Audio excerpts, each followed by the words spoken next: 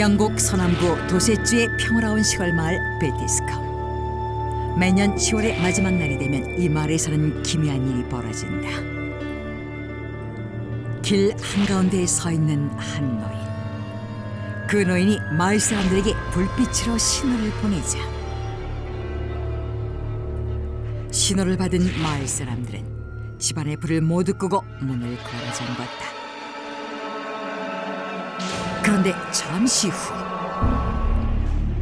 어둠에 뒤덮인 마을에 기이한 마차 한 대가 모습을 드러냈다. 그런데 놀랍게도 마차의 마부는 해골이었다. 심지어 그 해골은 괴이하게 울부짖었다.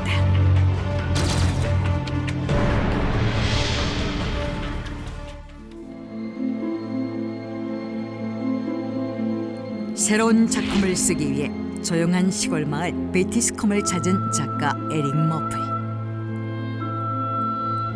그는 마을 경치를 한눈에 볼 수 있는 대저택에 짐을 풀고 글을 쓰기 시작했다.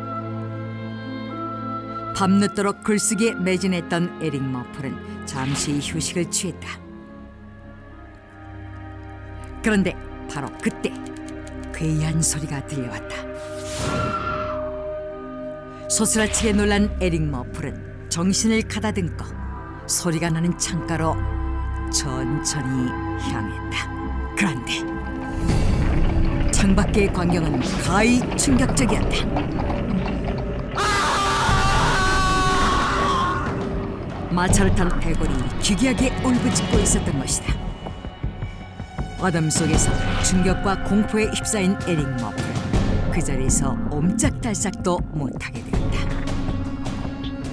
그리고 그는 날이 밝자마자 서둘러 베티스컴 마을을 떠났다.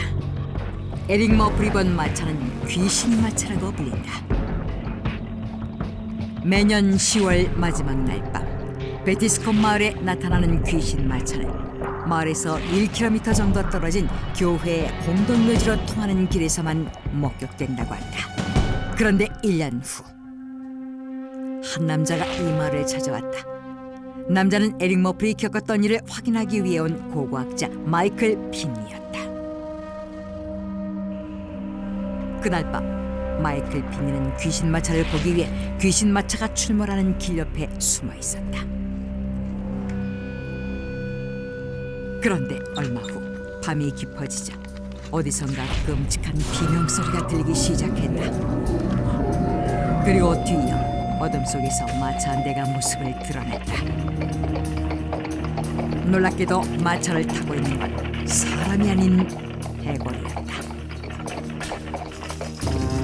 귀신 마차가 마이클 피니를 지나쳐갔을 때 그는 정신을 잃고 말았다. 다음 날 아침 마을 노인이 쓰러져 있던 마이클 피니를 발견했다. Hey, man. Hey, man. Come on, wake up. Wake up, 정신을 man. 차린 마이클 피니는 다짜고짜 자신이 어제 본 귀신 마차에 대해 물었다. Since when this kill appear in the town?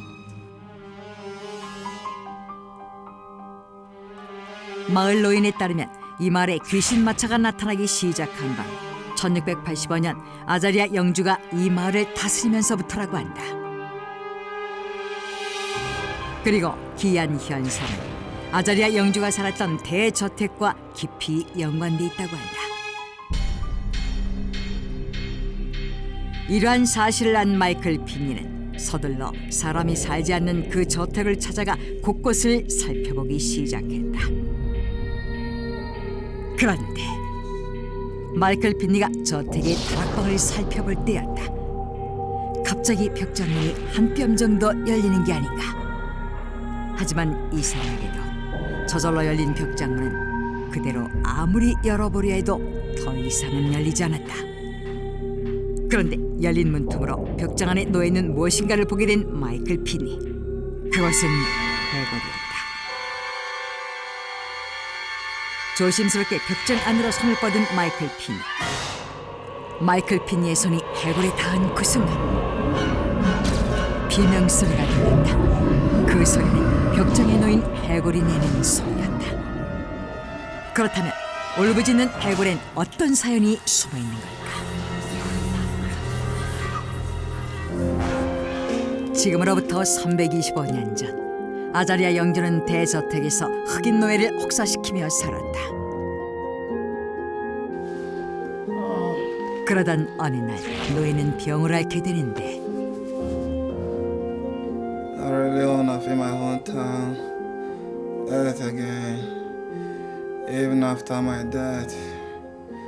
Lord, if I die, please bury me in my hometown. Okay, I will. 노예는 죽기 직전 영주에게 자신을 서인도 제도의 고향에 묻어달라고 간절히 부탁했고 영주는 그 소원을 들어주겠노라 약속했다.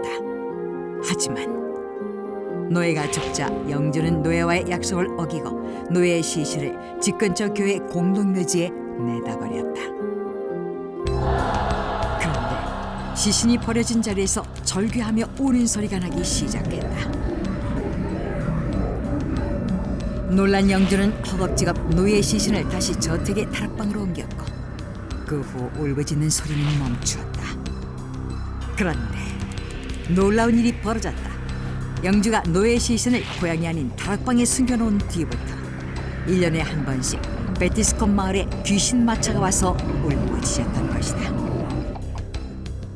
그리고 뒤늦게 저택에서 해골이 발견되자 이를 지켜본 마을 사람들은 대저택에 살던 영주가 노예와의 약속을 어겼기 때문에 그동안 기이한 현상이 나타난 거라고 생각했다.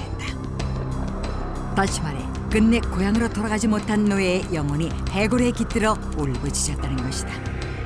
그렇다면 어떻게 이런 현상이 나타날 수 있을까? 초현상을 연구하는 일부 학자들은 인간이 죽은 뒤 불꽃의 형태로 영혼이 되살아나는 사례는 많이 있어왔다고 말한다. 그리고 혼불이라고 불리는 영혼의 불꽃은 주로 두개골에 머물거나 죽은 사람의 무덤가에 떠다니는데 베티스콤 해골이 소리를 낸다는 것은 그 두개골 안에 영혼의 불꽃이 깃들어 있고 혼령이 느끼는 감정을 표현하기 위해서라고 주장한다. 그리고 그들은 귀신 마차에 대해서도 이와 유사한 내용이 켈트족의 문헌에 적혀 있다고 말했다. 그 기록에 따르면 켈트족은 사위의 인간 영혼이 사마인이라는 사후 세계를 관장하는 신에 의해 구원받을 수 있다고 믿었는데 10월 31일이 되면 죽은 자들이 되살아난다고 여겼다는 것이다. 그래서 당시 사람들은 10월 31일이 되면 귀신들에게 잡혀가지 않기 위해 바깥 출입을 삼가고 집에 있을 땐 일부러 불을 껐다고 한다. 그리고 이것은 현재 11월 1일 할로윈 데이의 유래가 되었다고 한다. 이 같은 분석이 나오자 대부분의 마을 사람들은 해골이 울부짖고 귀신 마차가 나타나는 것은 죽은 자들이 되살아났기 때문이라고 생각했다. 하지만 일각에서는 울부짖는 해골 현상에 대해 터무니없는 주장이라고 반박했다. 그렇게 울부짖는 해골은 학계에 논란이 되었다. 그러던 어느 날 베티스콘 마을에서 해골에 관한 놀란 문서 하나가 발견되었다.